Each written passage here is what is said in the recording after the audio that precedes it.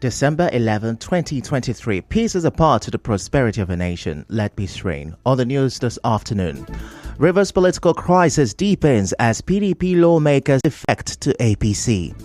Rivers APC Caretaker Committee says party open to more members.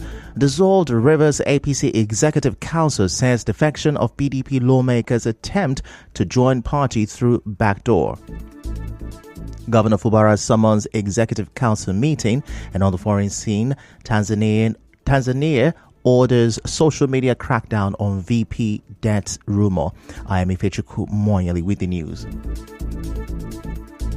Now, the ongoing political drama in Rivers State took a very interesting turn this morning as 27 lawmakers in the Rivers State House of Assembly loyal to the FCT Minister Nyesom Wike announced their defection from the PDP to the APC. Our correspondent gathered that the lawmakers announced this on the floor of the House during today's sitting. The lawmakers cited division in the PDP as reason for their defection to APC. Correspondent Sergio Roa reports that the Rivers State Local Government Amendment Bill 2023 also passed second reading during today's sitting. For weeks, lawmaker Martins Amehule and another member, Edison Ehe, have been involved in a speakership tussle. Now, the assembly under Mr. Amehule had on October 30th served an impeachment notice on the governor and removed Edison Ehe as a House leader.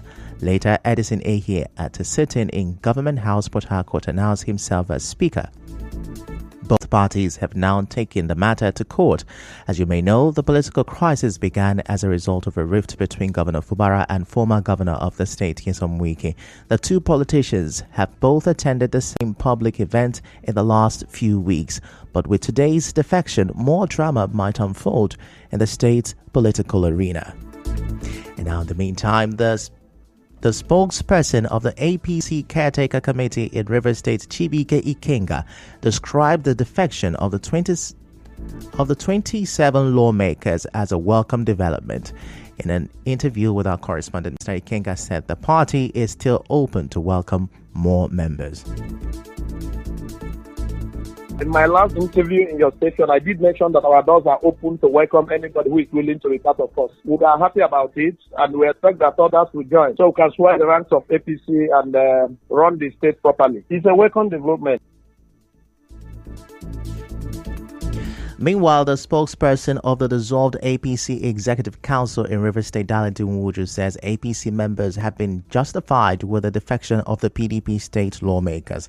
Mr. Nwuju, in an interview, said the action of 5 executives of the APC who went to court to suspend the now-dissolved APC chairman, Emeka Beke, and the party's legal advisor was done to frustrate the APC and hand it over to the FCT minister, Nyesom Wike. Now, when we also said that everything that was happening was illegal and it was orchestrated just to bacanize the APC in Rivers State and finally hand it over to the FCT minister, people said it was a lie. When we spoke about the CTC, that they were all allies of the FCT minister, who Ganduje has decided to entrust party to, people also said we told a lie, that is because our party was confused or in turmoil. And so we say again to Rivers people that we have been justified and that all the actions that are being carried out in the name of APC will end up being a waste. In another development, the Rivers State Executive Council will be meeting anytime from now. The meeting, which is going to be the 5th Executive Council meeting, will be presided over by Governor Siminalayi Fubara. Recall the 4th Executive Council meeting was held on the 27th of October, where the Council approved 4 draft bills. In other news, the President General of Ogoni Youth Federation, Lebosi Yamabana, says the recalling of lawmakers is aimed at compelling the government to be accountable to the people. It comes as more groups in Rivers State threatens to recall their lawmakers following the impeachment notice against the state governor, Siminalayi Fubara. Speaking on Nigeria Info FM's Morning Crossfire, Mr. Yamabana assured that the process for the recall of the lawmakers will be transparent. By this process alone, the Rivers people and indeed the Nigerian populace has come to understand first that we have lost confidence in this set of people that were elected. Either we succeed or not, it does not matter. But we are sending a very strong message to these individuals involved to recall and rescind their decision. Otherwise, they will not have any space at home. Responding to this, a legal practitioner who was also on the show, Chioma Chukwu, says recalling of lawmakers is one of the most rigid processes that should not be encouraged due to the difficult verification processes involved.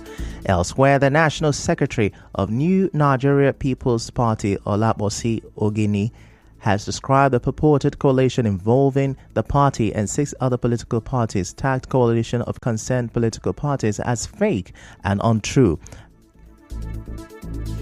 Mr. Ogini said this in a letter addressed to the Board of Trustees chairman of PDP. He said the party has not authorized any coalition with any political party. Still to come, senators donate salaries to survivors of Kaduna bombing. Stay with us.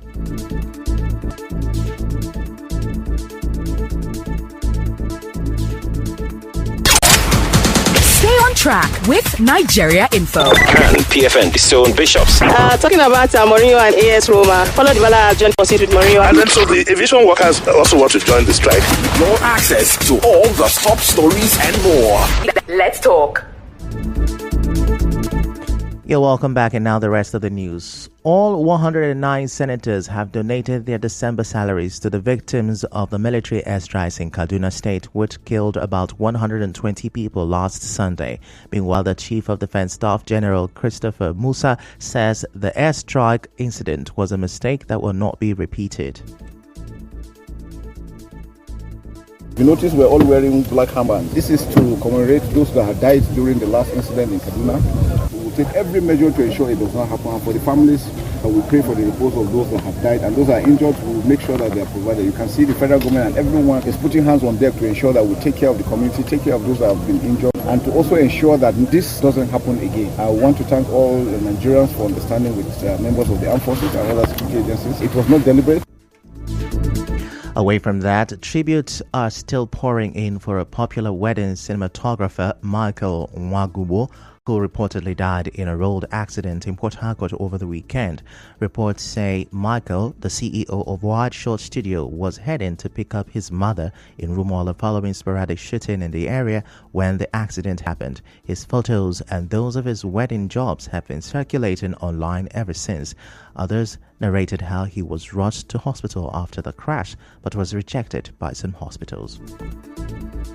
Some Port Harcourt residents say they are still expecting to see the reduction in the cost of cooking gas. It followed reports that the federal government granted a waiver on customs duty and value-added tax for the importation of liquefied petroleum gas and its equipment. They called on the government to enforce the cost reduction, as this will further drive a reduction in the cost of other goods and services. To buy a kg of gas 1,100, it dey too expensive. If the price come down, I go dey very happy, because the situation of the country now, it dey bite harder every day. The price of gas now and the price of food where we dey sell for people like me wey own restaurants, it dey too high, because before you remove money for tomatoes, pepper and gas, before you go bring out your gain, na wahala. So make government help us look into these things. If the price go down, definitely so many other things will also go down. So make them help us. I was even thinking that the price has even come down, but when I check the price list is still 1,001. If I should hear that gas has come down, I'm very glad. And now in business, the International Monetary Fund says Nigeria is not earning enough revenue to support its developmental needs. The IMF said the country's 9% revenue to gross domestic product ratio is very low and not enough to support the country's social safety net, development spending, and protect its vulnerable households. In entertainment, Nigeria artists Asake, Kaid, and Shali Poppy have topped the list of most searched artists in Nigeria. The list was released by Google. And now in sports, Raphael Varane could leave Manchester United in January, as the former 30-year-old France defender is not on good terms with manager Erik ten Hag. And on the international scene, Tanzanian authorities are investigating social media users accused of spreading false information about Vice President Philip Mpango's health. Mr. Mpango resurfaced on Sunday after being absent from public view for over a month, sparking relief and ending widespread rumors he had died. And that's a wrap on the news this afternoon. Before we go, let's have a look at the major stories. Rivers' political crisis has deepened following the defection of 27 PDP lawmakers to the APC. The Rivers APC Caretaker Committee says the party is open to more members. The dissolved Rivers APC Executive Council says the defection of PDP lawmakers is an attempt by former Rivers Governor Nyesom Wike to join party through the back door. Governor Fubara will be presiding over today's Executive Council meeting, expected to begin anytime from now. And on the foreign scene, Tanzania has ordered social media crackdown over Vice President death rumor. The news was edited by Martha Okerinkem. To reach the news team, send an SMS or WhatsApp to 0808-721-7215. I'm Ifechuku Moyele. Many thanks for listening.